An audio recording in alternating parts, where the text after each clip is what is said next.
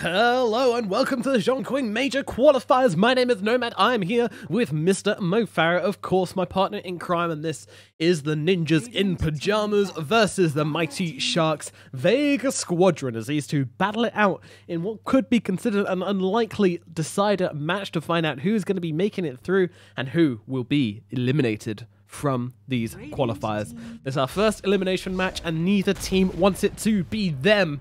Mofarah, who is going to go out here?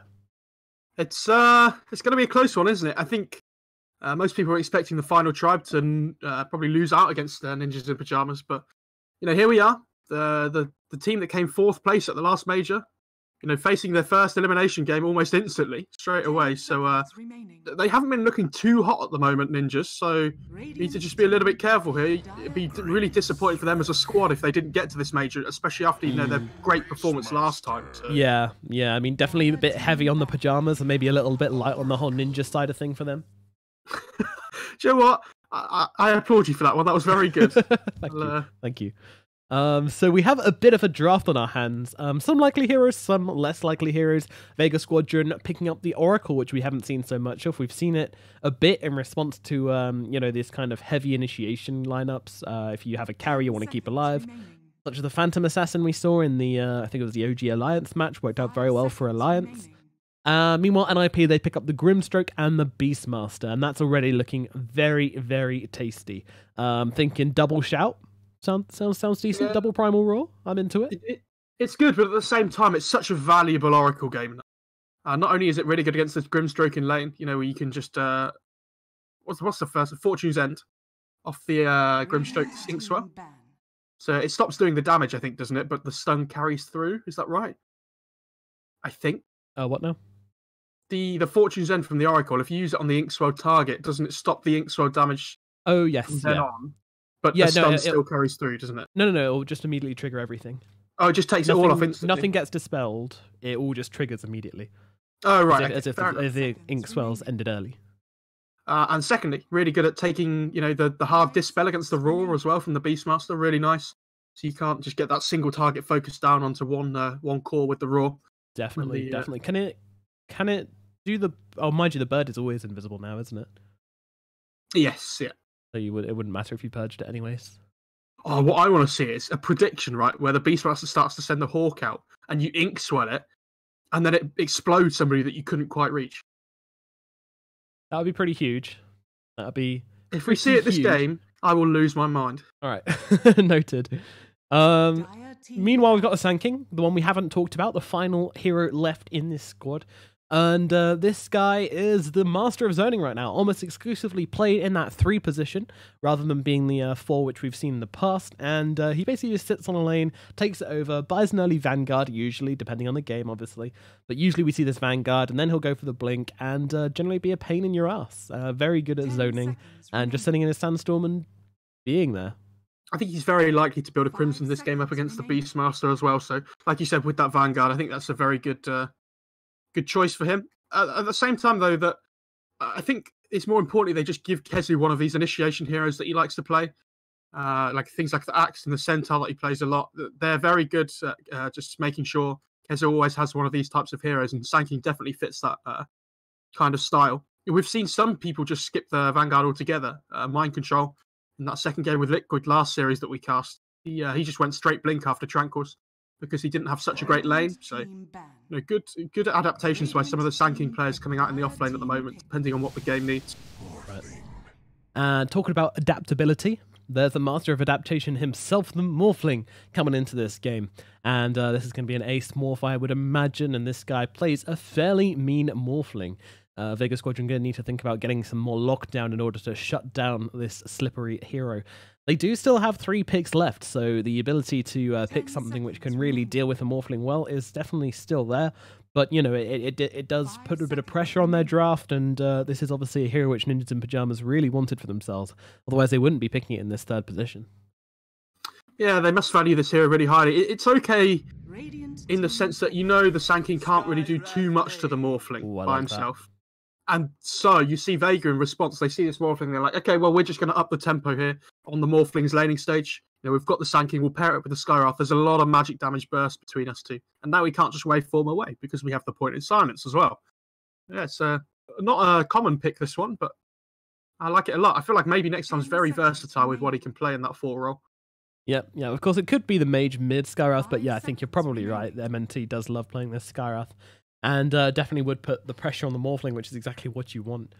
One thing I'm yet to see, disappointingly, is Grimstroke with Skywrath in any kind of core. I played that before, and it is hilarious. You just run into a fight in any point in the mid-game. And if they don't have BKBs, you just fire so many damn spells out. It's actually stupid once you get the Aghanim's on Skywrath. I don't know, on paper, though, that it sounds amazing, but does it ever really work like that in a 5-on-5 engagement? You rarely get the ideal situation, do you? Especially when you're playing, like, when you're talking about top tier teams. In order to actually pull that off, you'd need some pretty poor positioning from the enemy team. Do you know what we're going to see? Morphling's going to get the +3 adaptive strike or whatever it is. And when they're soulbind, there's just going to be shotguns everywhere. It's going to be... you can walk into a fire. Just adaptive strikes everywhere. Too many to handle. Everyone just dies instantly. Nice. I can see it already. They need some kind of lane support, though, I would think, here on Ninjas in Pyjamas. I think you probably want to play the Grim as the 4 with the Beastmaster. Yep. I don't think got the really... Yeah, okay, there you go. Witch Doctor. This is a hero we haven't seen so much of, but I do like to see a Witch Doctor every here and there. Can't really think specifically why they're picking it, I guess. It's good babysitting. I like they lack a little bit of damage coming through at the moment, I think, until Morph comes online. So the heal works really nicely with the Morphling as well, because you can just go full agi and then get healed straight the way up by the Voodoo... No, what's the song? What's the... Voodoo Restoration, thank you. I was about to say Voodoo Mastery, and I was like, that sounds really weird. Yeah, good healing in lane, like you say, because Morphling has high armor, low HP pool normally. I don't think he's going to be able to sit on quite such high agi in this lane against the Sanking Skywrath, though. Has to be a little bit careful here on Ace. Mm-hmm. What do Vega need? Well, we've seen last series against Liquid, they liked having these 2 cores that could both farm a little bit. I'm hoping they move away from that and have like 2 kind of tempo controlling cores and 1 really hard carry. And there you go, there's a Terrorblade. So into the Morphling, a little bit weird. But I like this at the moment because they don't have any kind of burst damage on the side of Ninjas to be able to deal with these TB and his illusions at the moment. So I think this is a decent pick. Yeah, I see what you mean. Like, usually you don't want to put up the Terrorblade versus the Morphling. He's a classic counter. But yeah, as you say, there's very little burst. I fear a little bit for the Beastmaster's ulti, but then again, there's always the Beastmaster. Whatever carry you pick, he's going to fear that thing.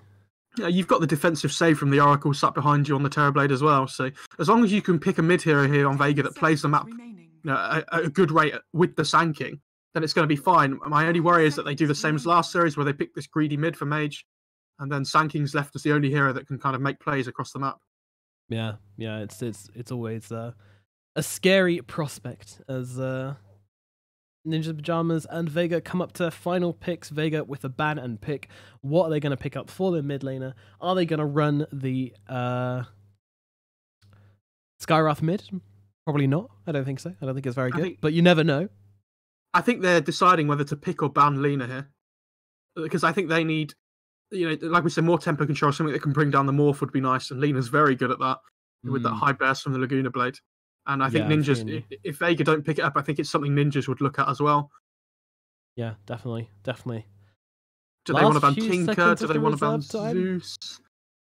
There's a few different heroes that are good against the TB here. Oh, they banned TA. That suggests that they're going to pick something which is bad against TA. What are we thinking? Hopefully not the Invoker again. I think Lina is okay. Yeah, like we said before, TA dumps us that hero mid, so... I think they just have to be very careful here because there's like a pile of 3 at the moment. I would think from Ninjas like this. Like we said, the Zeus, the Tinker, and the Lina. I think are the big 3 here up against the Terrorblade. But Tinker sounds a little bit greedy, so I don't think you care about that. Oh, they go for the Death Prophet. Now we saw one Death Prophet yesterday in the SA qualifiers, and I believe it didn't work out. I've seen VP play it once as well, and maybe it was VP lost. Instead actually. Yeah, it lost to the PA mid pretty badly. Yeah. And it didn't work out too well, but I'll be interested to see if the Vega can make this one work. Yeah, I mean, I kind of see what they're going for here. The nice ghosts are going to be helping out a lot, especially with these Beastmaster summons. You know, the boards aren't going to be lasting very long in these fights. And, you know, just the ability. Morphling likes the prolonged team fights, but they just pick someone who loves prolonged team fights. And, this looks like such a classic VP draft from about 7 months ago or something. They used to run this like Terrorblade Death Prophet all the time together as the two cores. They'd have like the Playmaker in the offlane as the Sand King, Roger playing Skywrath, and then Solo playing some like defensive support. It's like almost like picture perfect in comparison. Yeah, for sure. It's definitely feeling a little bit old school, a bit of a throwback.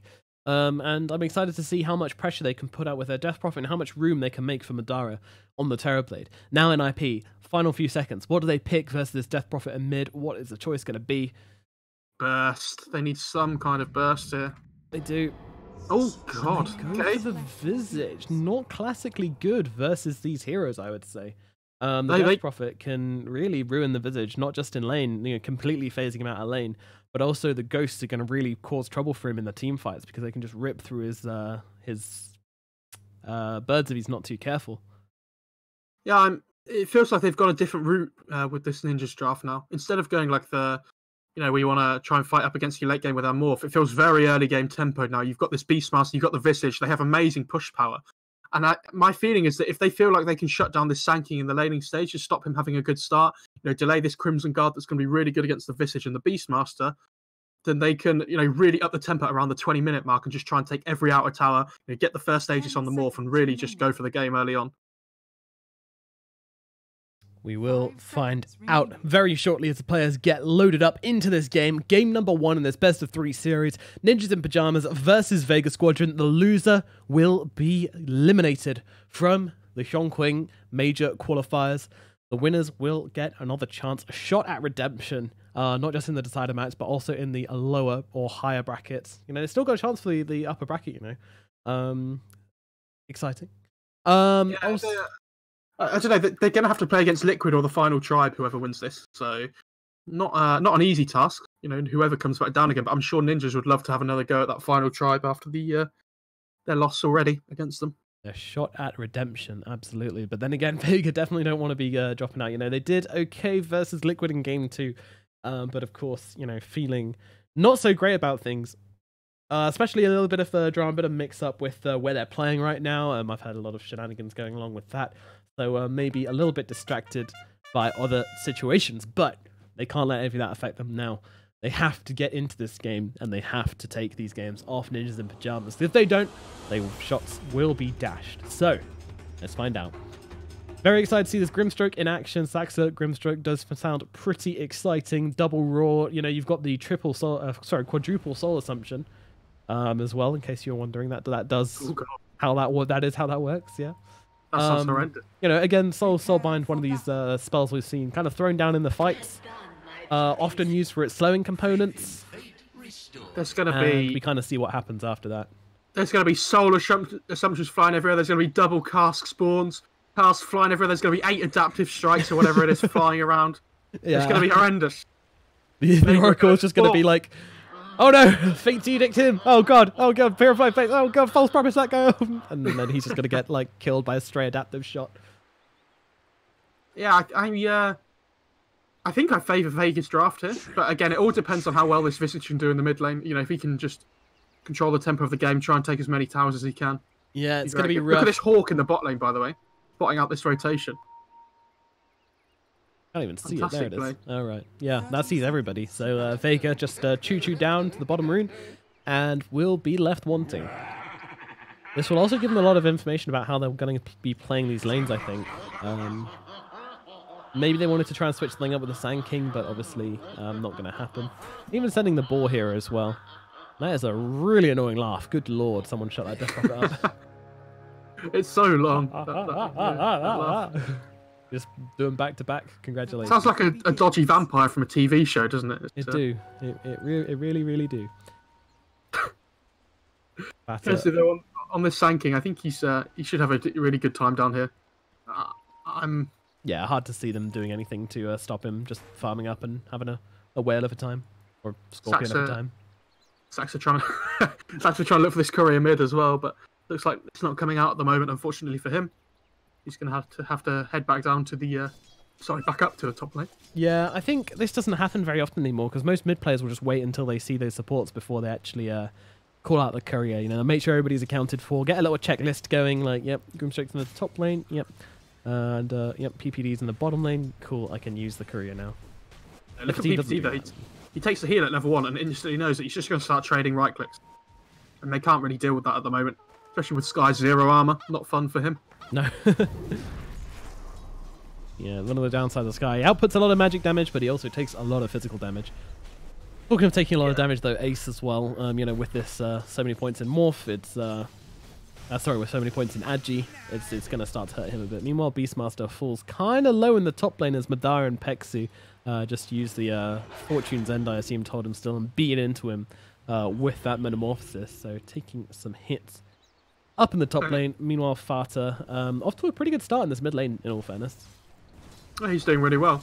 I mean, Death Prophet's not one of these heroes that can really punish the Visage in the same way as other heroes. He doesn't particularly take over the lane massively well. You need a few levels on this Death Prophet before you really start kicking in. Yeah, I mean, I think it depends on where the lane equilibrium is, and Fata's done an excellent job of controlling that so far, but as long as he's got it on his side, he's not in much danger. With the new changes to Spirit Siphon, he can definitely run the Visage down, and that'll also burn through his Gravekeeper's Cloak very quickly when it gets to, I think... I'm not too sure what level it would need to be because it's all percentage based. Basically, once it starts doing the threshold for Gravekeeper's Cloak, then the Visage is going to start to feel really squishy, but yeah, you do need a couple of levels first. Peter puts the Sentry Ward down in the bot lane as well, so they're going to see whenever the Sanking uses Sandstorm. It's really important in this lane. You have the Sentry control. So you says no. Yeah, they understand that it's really important. The Ace will throw out an angry adaptive strike in response. Well, up in the top lane, 33, kind of struggling to get his foothold, get any purchase in this lane with Saxa helping him out on the Grimstroke. It's different now that you... This is the second time we've seen this Call of the Wild build, though, where we saw Mind Control do it last series, and I'm still not really sure about this. I guess with the Axis being physical damage, there's not really too much point in the bottom lane, taking a lot of hurt here. Just obviously being Agi there and then taking the right clicks and the Arcane Bolt from MNT with Sanking's Burrow Strike in as well. Nearly got them that kill, but not quite enough damage in the end to finish off the Morphling. He's going to have 2 points in Morph now as well, so a little bit more difficult to kill him. It's much easier around, before he hits that level 3 and then level 5 as well as the big one, where he gets the 3rd point in Morph. Yeah, I'm expecting expecting very quickly. Probably a 1-1-1 build from MNT. Maybe he might go for the Arcane Bolt, not too sure. I'm just going to drop himself under tower there. Does time it correctly. How long is it before that time's out? I think it's 20 seconds. Okay. I think it's either 20 or 30, but I'm pretty sure it's 20. Interesting. Interesting. Now we know. And I'm pretty sure I learnt that from watching somebody else's cast. I think it might have been Trent that said it. Thank you, Trent. Good guy, Trent. You see, he's even carrying the cast when he's not here. even carries cast he's not in. What a guy. You know, the top lane, Madara and Pexu just farming out under tower. Not a very interesting lane to watch as he's currently 18-0. No denies on Madara. Missing out on that sweet, sweet deny gold. Very sad. But, plenty of last hits. And having a pretty good time of it at mid. Meanwhile, Fata versus Mage in the mid lane. Doing as, again, he's actually winning this lane on the Visage. That's not right. Visage winning his lane should never happen. Absolutely not. Again, like we said before, DP not one of these heroes that can easily punish the Visage, so if you're a good Visage player, then you're always going to have the upper hand, it feels like, in this matchup. Yep. It's all very quiet at the moment, though, isn't it, in this laning stage? It is a bit. I'm getting a bit bored, I won't lie. It's all very even. You have to be careful here. Well, there comes the route out onto Beastmaster, but it's actually Madara who's taking a lot of damage. This is NiP getting some damage in, and they find first blood on Madara. Thank you very much. They just wanted to entertain us. Sue as well. On the Oracle. Yeah, getting chased down. I mean, he's got a Fortune's End left. He used it on himself to try and speed away, but it doesn't do a thing. He'll end up dropping as well, so 2 kills on the top lane. This is a problem for Pexi, though. When you use that Fortune's End aggressively like he did on the Beastmaster, Oracle knows that there's nothing to stop the Inkswell anymore, so he instantly charges it up, turns around on the Terrorblade. And that's it. Easy couple of kills.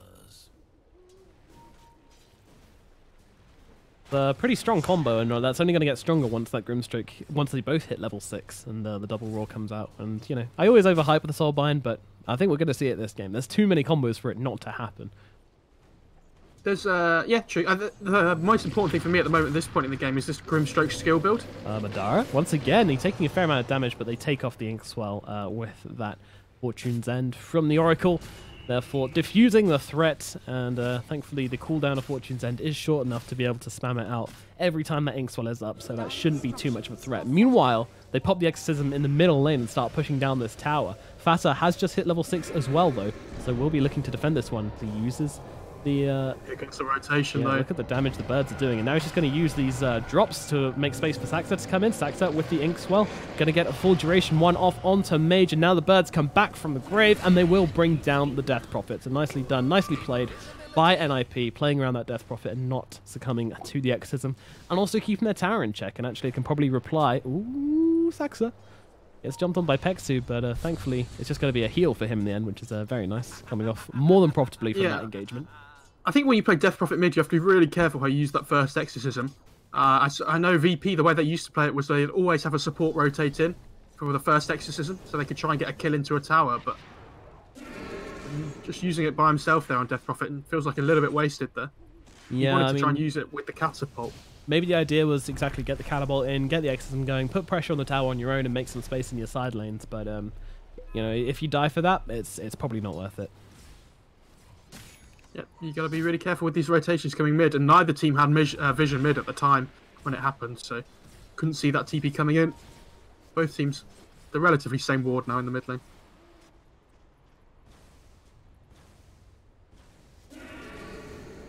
Well, once PPD, again, bot lane. Ooh, getting run down on the Witch Doctor. They don't throw out the Burrow Strike. Oh, he's already used it. Meanwhile, MNT chase back off. What did you say about Burrow Strike? He used it on the Witch Doctors to get him low, but oh, I see. It just turns around with the 2 points in heal, no points in Malady.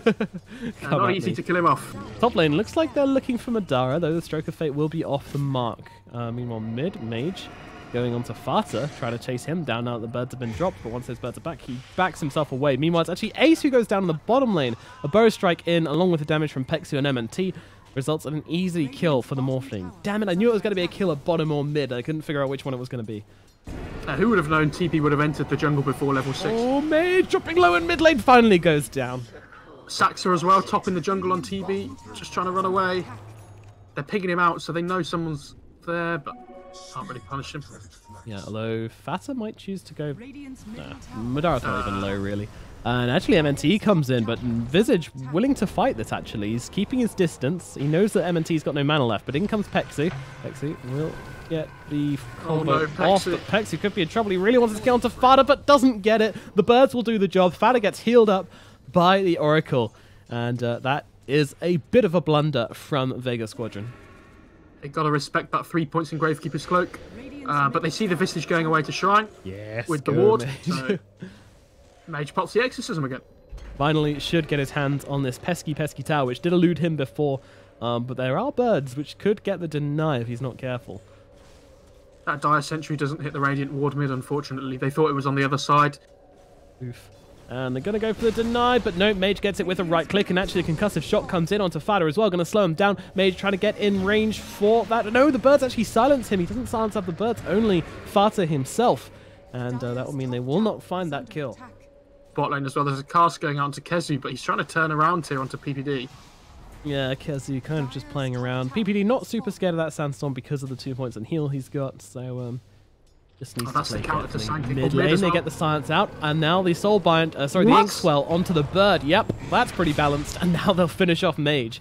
Right, I'm going to look at Twitch chat in 5 minutes, and if I don't see loads of OS frogs, I'm going to be very disappointed. They'll be there, how don't can worry. You just Inkwell a Visage bird? That doesn't sound very fair. Yeah, once he gets the speed talent as well, it's going to be like orbital strike birds coming in hot. God. And just now move them across the map as well. Like, he doesn't even have to be there on the Visage, the birds, to make that work. Ooh, that's a combo. Meanwhile, Madara has just been sitting in the jungle. Now at 66 CS. We'll throw it over to Net Worth and see him, of course, on top. Not because of those creep kills, but because, you know, he's been... well, yeah, because of the creep kills, but, you you know, they're inflated because he's in the jungle as well. I was trying to say. There we go. Beastmaster's overtaken him now, and he's only got 47 CS. That makes my point for me. It made sense, okay? It did. Again, I'm just a little bit worried about Vega's tempo control. So at last series again, the other two cores don't have a good start, then there's nobody to make space for this Terrorblade to farm. When we talk about how amazing this Frost Mage is this game for Fata, this guy's going to go around and give his birds armor and give him armor, which is going to help so much versus that Exorcism and to stop them being shredded in a fight. Really good against the Terrorblade as well. Yep. Yeah, all that physical damage. Even, yeah. Bit of everything, really. Fantastic. Might still die to the magic damage, but I highly doubt it. I think these birds are going to be pretty ripped this game. Beastmaster's coming in mid. Coming in hot. Coming behind. She wasn't expecting it, and Mage gets taken out once again, and now they'll get the middle tower for themselves. This thing is not going to last very long, despite the Fortify coming out. Really nice rotations from ninjas at the moment. I don't have any vision control in this top half of the map, so Beastmaster freely rotates to the mid lane. Gets the tier 1, and why stop? Going. Yeah.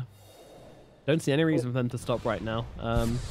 Although, Skyroth Mage has 3 null talismans and 2 crowns. This guy's feeling like a king right now. Yeah, definitely. I think Skyroth's probably one of the best heroes with this new null talisman as well. Nice little bit of spell amp, good stats as well. But yeah, tier 2. Now they can just take control of the top half of the map overall. The mid tier 2 gone, top tier 1 gone. This is complete Roche control. So Ninja's going to look to play around here now, and they're actually just walking into the pit already. It's 12 minutes into the game. Ninja's getting involved in the game, and Vega, they're ready. Very ready, in fact. This is an extremely quick reaction. Sanking has Blink as well. They did have the vision, is why. Sanking has Blink. This could be huge for Vega. This is like the easiest epicenter of his life, but they're actually going to initiate with the ghosts, and now the silence comes through. It's all matter. Oh my god, the wombo combo from Vega. The epicenter, the mystic flare, the stun. It's all beautiful. However, it's not over yet. Ninjas in Pyjamas trying to get back into this as quickly as it can, but the Roshan's already over. Madara will fight. Now the double silence, the double cask as well. The response from NiP, is it enough? The double shout! They come up everything. Goodbye, Mage. Goodbye, Pexu. And we can say goodbye to that Aegis you held on to for all of about 3 seconds as NiP come back hard into this fight. Oh my god. And now they'll take down the Terrorblade as well. Oh, that felt so good from both teams. The wombo combo and then the counter wombo combo. When your wombo combo gets wombo comboed, you're in a bad place. You've been out wombo comboed, guys. This that looks so good for Vega. They get the Aegis, you know, they cut off the Beastmaster and the Visage at the start of the fight.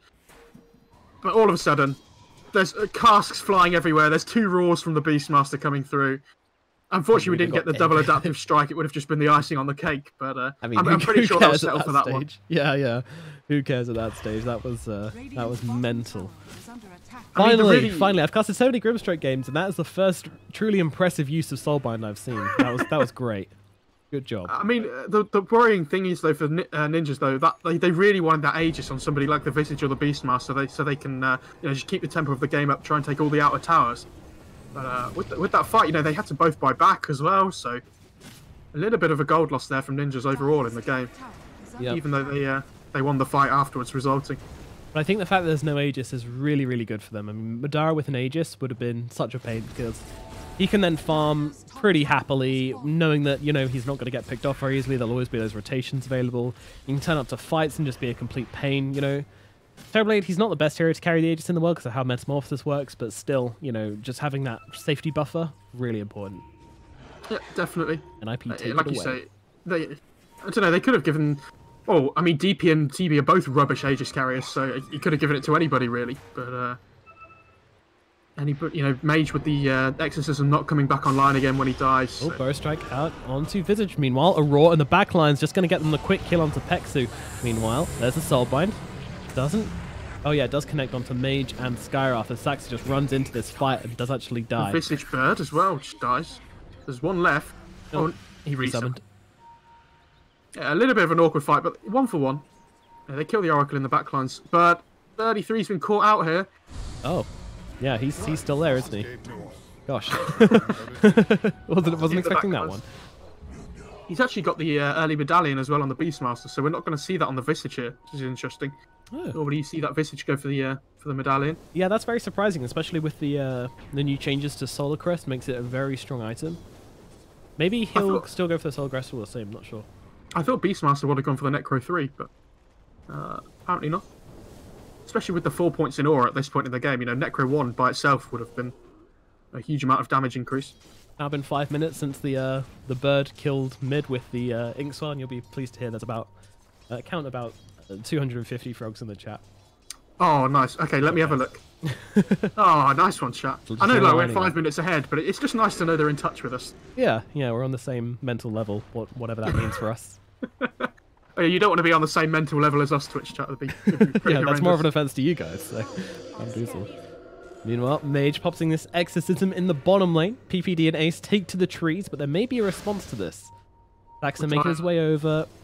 Fada's still just continuing to push out top. It's only a tier 1. I mean, if you lose a tier 1 to exorcism at 16 minutes into the game, you're kind of, well, yeah. This tower's so hard to defend as well, though. Like, Ace turns into the Death Prophet, it doesn't really matter.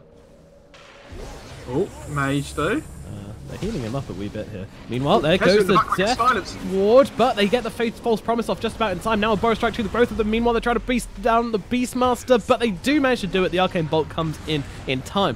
Fatal False Promise does run out on Kezu, and he does actually die. Meanwhile, Mage being sucked out by Ace of all people as they're trying to fight down the Death Prophet, and a few more hits, and finally he gets demolished, and that'll be NiP taking this fight in the bottom lane. They lose their tower, but they initiate the moment they can, and that will take down a bunch of heroes on the side of Vega. Still lost their Beastmaster, but you know. They are making space for this Terrorblade, though, to just farm up in the top lane. So where Ace was trying to hold on to that tower for as long as he could down there, Zara on this Terrorblade just completely free farming up here with his illusions and himself, so not too bad for Vega. Not bad at all. And they're keeping this gold lead relatively low for ninjas at the moment. So, you know, coming into this late game, when you've got this big scary Terrorblade, you've got the DP as well, you know, chunking away on the front line, who actually has a Holy Locket, by the way. That's really interesting. Oh, cute. This is probably one of the best heroes to have it on. Yeah. When I saw this item come out, I completely forgot about Death Prophet because it hadn't been relevant for so long. But, agreed. I think her and Necrophos are the two big cores that might want to build it. And it gives that magic resistance, which Death Prophet definitely wants this game. Absolutely. NiP pushing down the bottom tower, a strong response. They lose their tier 1 for an exorcism, and now they take their tier 2 and move up onto the high ground now for this push. Vega Squadron, where is your response? Kezu getting kind of close here. I mean, they're not ready on Vega. You have to come back right now. Yeah, they don't have a fortify. Their racks are exposed. These units getting in. The Bow Strike comes through just to hold Ace still. The birds are still going to work. Okay, looks like they will be able to push back NiP for now. There comes a Soulbind, though. There's the double cask bouncing between them with the Death Ward as well. Luckily, both the casks have actually gone off to the sidelines onto MNT and Madara there, which kind of saved Mage and the Skywrath. And the Oracle.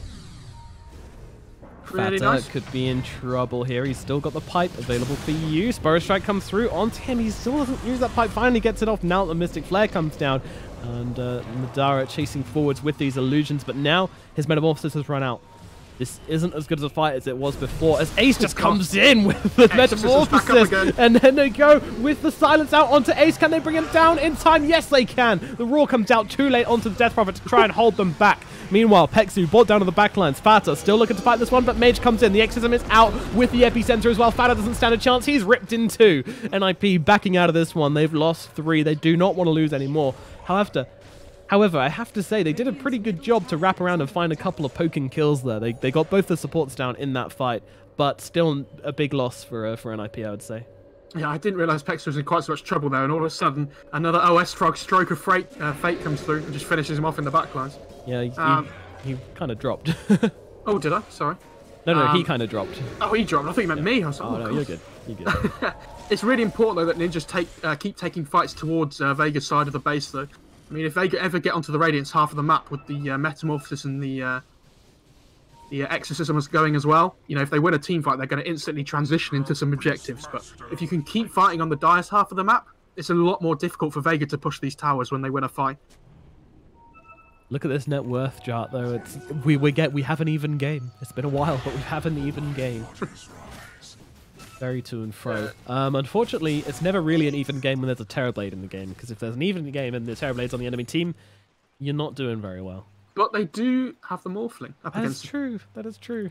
I think the more worrying thing is that they've got this Visage Beastmaster where they really wanted to control the early tempo. I think them losing that first Roche was the biggest blow to Ninjas that they could have had this game. If they'd have got that first Roche uncontested, I think the game could have been completely different, and it might have even been over by now. But, you know, Vega keeping themselves in the game really well here.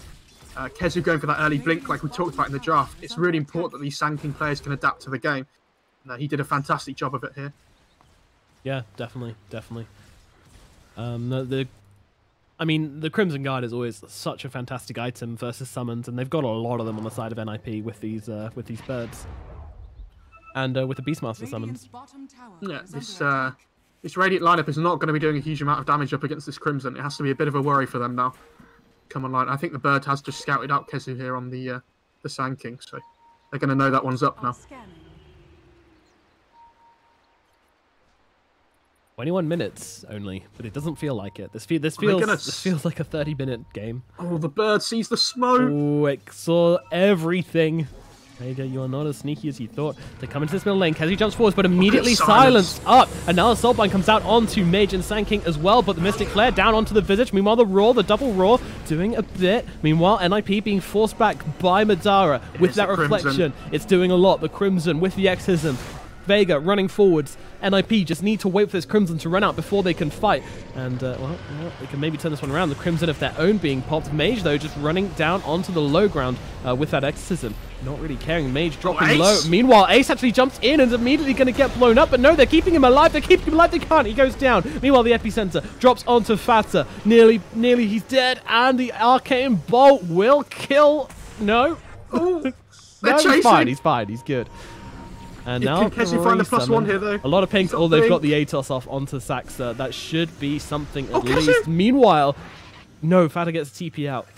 But they will find Saxa. NiP not losing as much as perhaps we would have thought, but still a horrible fight for them.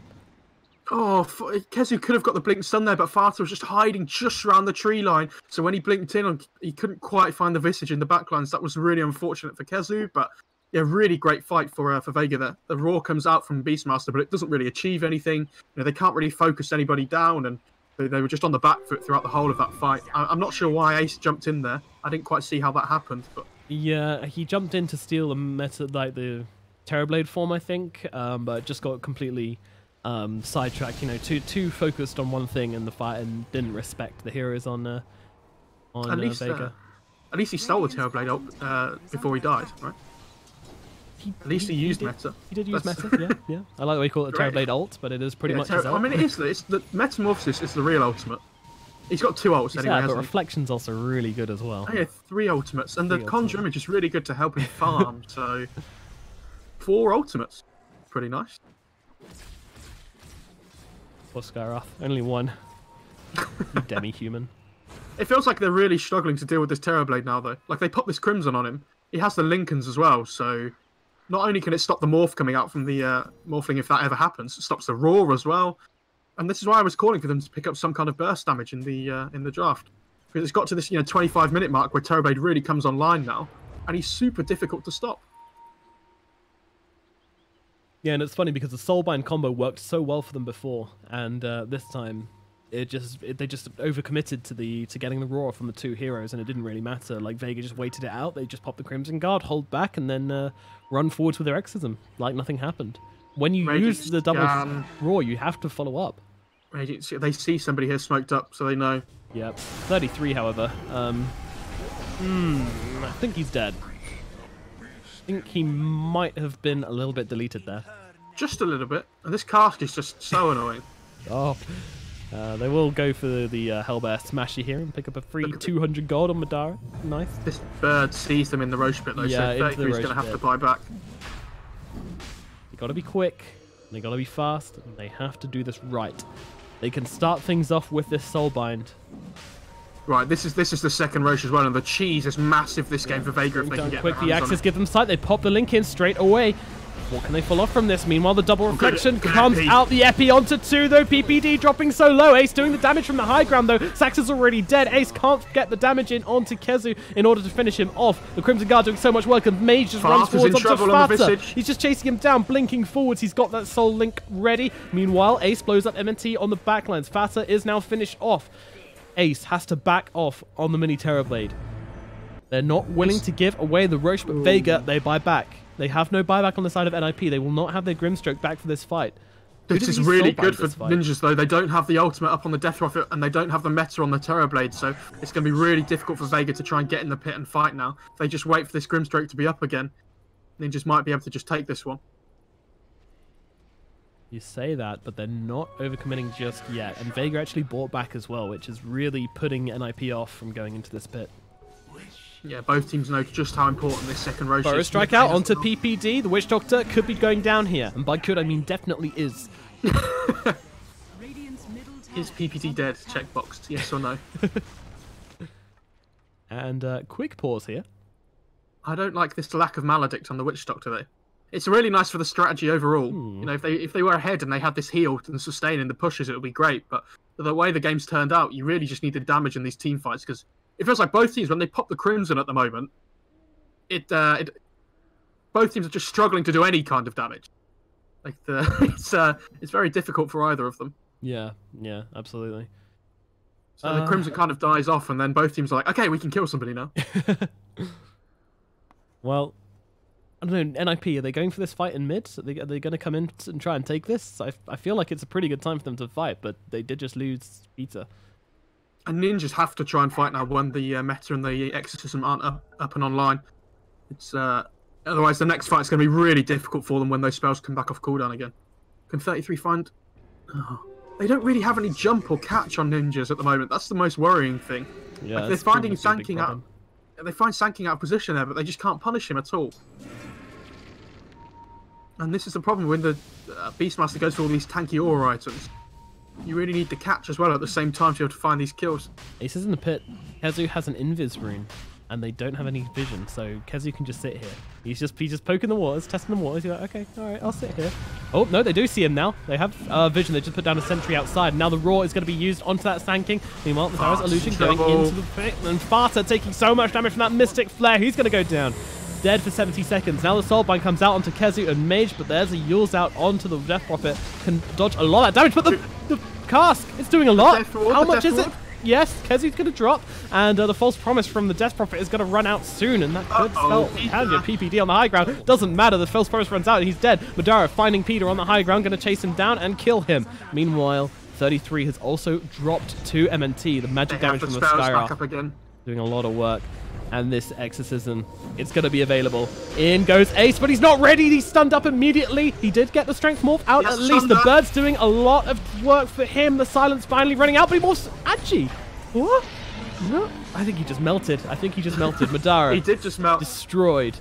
MNT finally taken out outside that pit by Saxa, but they've already lost the Roshan, and now Mage can chase down this Grimstroke. Up onto high ground, no escape for you. As Pexio and Mage finish the job, they get the Aegis. NiP, 5 dead. I think this is the turning point. Yep, definitely, and this is what we talked about. You take the fight on the other side, on the Radiant side of the map. You know, you have this meta still up, so you're going to start chunking away at these towers for the little bit of duration it has left. Unfortunately, Exorcism does run out. But on to the high ground. And Fata just got blown up at the start of that fight, though, and yeah, I don't know. They just did not survive. They just didn't take the fight quick enough before the cooldowns came back off, and you saw by the end of that fight, the meta's up, the Exorcism's up, and definitely the ball's in Vegas' court at that point. Grimstroke does buy back as well. They're trying to run in. They use the Soulbind onto Madara and onto Oracle as well. The Roar is available to get cancelled. He gets used up into the air. Reflection used on a reflection. God, the lag. Back themselves it's out. happening. Super annoying, isn't it? You're just like, oh, okay, I guess we're stopping the servers for a second. I mean, if they don't catch anybody here on Ninjas, then again, if Vega are just going to wait for these big cooldowns to come up again, which are only 60 seconds away, which really isn't that long. So this is the problem with the lack of catch again. You know, Dire just run away, and Radiant say, okay, well, fair enough, see you later. There's not really much we can do to stop you. Well, NiP are kind of grouping up here. They've gone, okay, well, we bought back, we pushed them out, and now what do we want to do? They have to fight with this exorcism down, but it's 30 seconds till it's back up again. You don't have long. Metamorphosis also down for 37, so NiP trying to make the most of the space they have. They also have this Metamorphosis on their Morphling, so do a bit with that, but it feels very underwhelming, NiP, right now. Their response to this, they're doing the best with what they can. What they have. You can understand what Ninjas wanted to do with their draft, and like we mentioned before, it's just that big turning point was the first Roshan. Now they're constantly being on the back foot. You know, they're falling further and further behind, and it's going to be very difficult to come back into this game. They really need to try and get like an amazing soulbind combination of somehow. The stars are going to have to align here, I'll be honest. But definitely Vega in the driving seat. With a double damage Terrorblade now, by the way. Double damage Aegis Terrorblade. He just comes up. Creeps. Thank you. Ace running, getting just himself running down out. mid. I honestly think they could just go for the throne here at this point with the double damage. Yeah, I don't think you're wrong. It's currently sitting at about I don't know, 600 damage. Yeah. Tower. Pretty chill. Frog from Peksu. Yeah, let's take those racks. NiP are trying to base race this. Pretty close. I don't think you can base Madara's race. TPing back. Oh. What? Okay. That's one way to turn that one around. What? Why didn't they just end the game? Maybe. Still a minute and a half left on the Aegis. Yeah, I'm questioning that call, but you know, we're not the professional players. I'm sure there's reason. Ace is kind of scary, I guess, on the morph. I guess if they get the melee racks, they don't take any damage on their buildings, then it's still a good trade. But economy. With all the buybacks being used already, I thought that was their time to win the game. Who cares if the Beastmaster's hitting your buildings when you've got a double damage Terrorblade whacking the other ones? Yeah, exactly right. But I guess they just didn't want to lose anything, right? Like, you just... What's the point in losing anything and taking a gamble? Just play it safe, play it easy, and take the win, is the thought. But very true. And we've talked about how this is an elimination game already, so yeah, you really want to minimise the amount of risks as much as possible. I'd still say it's personally speaking, I would have liked to see them just go for more there. I would have liked to see them just try and end that game. You know, they... Tier 2 up, it doesn't really matter if you've got Aegis on your Terrorblade, but fine, they take the safe route. Let's just see how it pans out for them. Long run. I mean, you say take the safe route, and then Terrorblade doesn't save for buyback. Yeah, buys a butterfly. Cool stuff. With 30 seconds left on his Aegis. Yeah. The 33, he's getting caught though. They've got the Burrow Strike out onto him as well, and they're bringing him down chunk by chunk by chunk by chunk. And 33 gets his lemon well and truly squeezed. Lemon squeezed. Oh dear, and this is going to turn into a tier 2 push. All the die waves are pushing in towards the Radiant side, especially with those super creeps coming through. Yep, IDC backdoor protection, Madara ripping through it. Now the creeps will arrive, and that tier 2 tower will last approximately 3.8 seconds. Aegis does expire. I think they just wait for meta here, so 20 seconds or so. Yep. 33 is going to have to buy back. Vega should be happy with this now. They give Terrorblade the cheese as well. Okay, they give Terrorblade the cheese and smoke up behind him. Now the Aegis is popped. He's held still by that paralyzing cask. Now the Maledict's on him as well. They get the Soulbind off onto Mage and onto the TV. He can't fall stuff out of that. And now the Roar comes out onto both. And the Death Ward for follow-up as well. Mage is dead. Now Ace with the BKB running forwards. Who's the real Terrorblade now? Come here. Kezu trying to back away. Ace chasing forwards. Who can they find? Madara stays on the high ground. There's the reflection on the reflection. And things get awful messy as Madara. There's too many Terrorblades in this fight. There comes the epicenter out onto Morphling. But Morphling changing back. Morphling strength needs to get away. He's got the waveform. He needs to get down. He does. Backs out. Fatter. Taking so much damage as Madara now turns back and wants to fight. Coming forwards. Now the Crimson runs out. Maybe NiP turn back once again. Madara takes some damage from that stroke of fate. And Vega... He doesn't have the Terrorblade form on Morph anymore, but Vega's just going to have to run away now, I think. Madara... I don't know how Mage is playing this game on Death Prophet without having any armor items, though. I feel like that's a really big mistake. Like, look at the Radiant side. They have Beastmaster Visage and a Morph turning into a Terrorblade. And you're sitting at 6 armor on your mid-hero. I mean, I know you're tanky with 2,700 health, but it's all about the effective HP. You know, even if you just get a casual plate mail and build it into a, a Shiva's later on or something, that's fine. But the Oracle used his ultimate with the False Promise onto the Terrorblade. He couldn't get to the Death Prophet because he was soul binded up to the Terrorblade. So Mage just overstepping his bounds a little bit there. Got to be very careful. But I have to say, it was a strong hold from NiP. That was Vega's attempt to try and finish this game, and it didn't work. No, it didn't work. But again, I don't think the emphasis is on them having to end in the next 5 minutes or so, though, is it? You can just wait for this third Roche if you really want to get the Refresher Shard on either of your 2 cores, which is fantastic. So we'll have to see. I think it's going to be the what's known as the Chinese Roche fight next around this third Roche. Everybody's just going to be throwing buybacks at it, and whoever gets it should be feeling very happy. Absolutely, and this Refresher Orb is going to be absolutely insane this game. It works so well on so many people. I mean, ideally you want it on the Terrorblade for the Metamorphosis cooldown, but then you've also got the Beastmaster on the other team with the Primal Roar. You've got the Morphling who might even want to use it for his own Metamorphosis Morph. I don't know. It's going to get wild. And this final Roche fight, I think, as you say, is going to be the ending point for this game. For which team? We yet to find out. But I'm getting antsy. I'm ready for it. How long have we got? The timer's about to tick, and we've got 1 minute 11. The game timer is started. Even if Ninjas get the third Roche, I don't think it wins them the game. That's the problem. It kind of just brings them back into it a little bit better. But if Dire get the third Roche, I think that's the knife through the heart then. Gotcha. Because who do they give the Refresher Shard to on the Radiant side where it really makes a difference? Well, Grimstroke, I guess? I think the Beastmaster. Yeah. I mean, but then again, it's nowhere near as good as like a Meta or an Exorcism refresh, is it? Yeah, but then again, you could easily put it on the Morphling and have him get another Terrorblade Metamorphosis up if it comes to that. I think you can use it pretty openly just whenever the opportunity presents itself. I really like the idea that you can Soulbind and get the Roar off onto 2 people, just immediately throw it out, and then still have another Roar for later on in the fight for the Terrorblade when he comes in. This is the plan, right, for Ninjas. All right, I'm ready. Where they start stacking up the Refresher Shards from the 4th Roche as well. And Grimstroke takes one, and Beastmaster takes one. Yeah, long-term plan, obviously. And then, so they both take a Refresher Shard each, and then you Soulbind 4 heroes, and then you Roar them all. And then you still don't kill them because you're really lacking damage. Yeah, what about if you get the 3 multi-shot adaptive strike at Ace? Oh god, yeah. And then you give him or another Refresher Shard. Yet? Not yet, no, he's a long way away. He's level 19. Ooh. Yeah, he's not feeling too good. Meanwhile, Terrorblade's sitting at 23, like... Yes, I'm the carry this game. Mage also at 21 as well, so big level difference. Heart now on Mage, by the way. I haven't really talked too much about items this game. Terrorblade has now got a 10-second BKB. Morphling used his 10-second BKB in that last fight. And Roche is spotted, and Vega started. NiP immediately responding. They need to get there quick. Madara is actually not going, he's not staying in Roche. They just want to go on to the high ground here. Dire hold the high ground, this is really big. See a lot with this Hawk right here.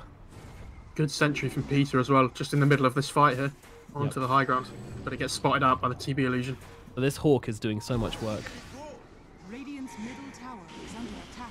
Such an awkward position, isn't it? So tense. I mean, NiP, they should try and get up to this high ground. Roche is currently not in danger.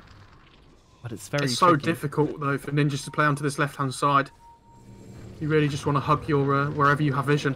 And at the moment, Dire have complete vision control with that high ground ward on the left. The Hawk is dead. New Hawk takes its place.